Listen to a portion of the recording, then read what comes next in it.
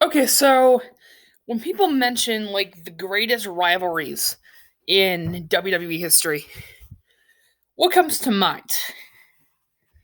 Now, now keep in mind, while there are many great storylines, I just want to reiterate that this is just my opinion, okay?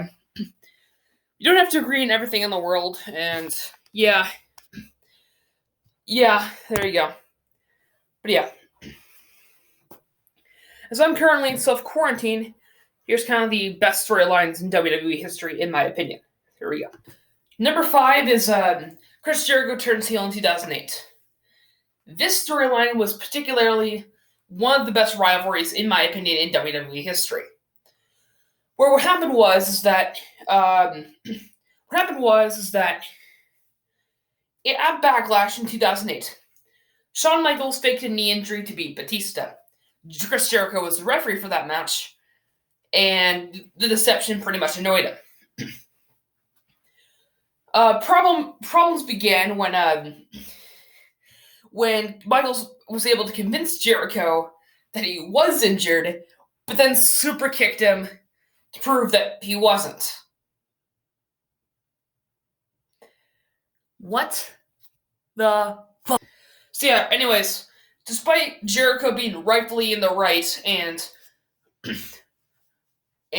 Michaels rightfully being in the wrong, the fans still cheered Michaels and booed Y2J. It got so bad that eventually he attacked Michaels, low blowing him and throwing him into the Jericho. The best feud of 2008 occurred, which involved the following stuff: Chris Jericho punching Rebecca Michaels, and another one being a classic ladder match at No Mercy 2008, which, in my opinion, is one of the best WWE matches of the 2000s. Number four, Zbyszko turning on Bruno Sammartino. This happened about almost 40 years ago, and is still one of the best storylines ever. For context, Larry Zbyszko was considered to be the legendary was Bruno Sammartino's protege, and of course, jealousy and not fitting into his shadow began to ignore him. So he challenged Bruno to a match, which Bruno obviously won. So in response, he hit him with a wooden chair, causing him to bleed heavily. This was a time, keep in mind, where people still believed wrestling was real. So, yeah, Zbyszko became the most hated man in the sport. Some may remember that his car was vandalized. Taxis wouldn't carry him to arenas. He was hit with an iron pole by an outraged fan. Oh yeah, and he was stabbed in the rear end.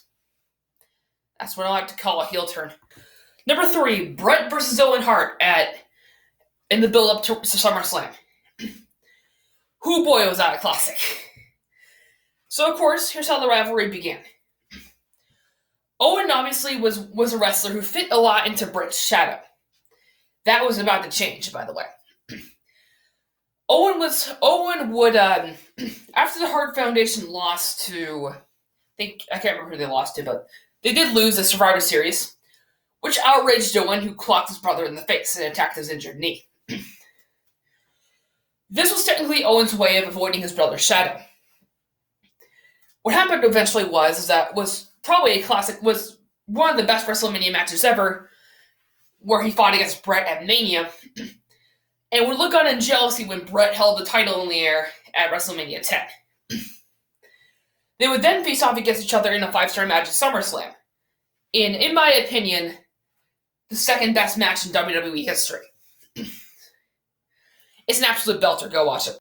Number two, the Mega Powers. So yeah, the Mega Powers were obviously the best team of the 80s, in my opinion. Next to, obviously, the Legion of Doom. Basically, see, the team was going good until Hogan showed affections to Miss Elizabeth, Randy Savage's wife. Then Savage turned on Hogan after he got attached to her. And let's their match at WrestleMania 5, and Savage just turns to the dark side. And number one being the Miss Elizabeth storyline, where Savage became in a relationship with Sherry, and then helped save Elizabeth.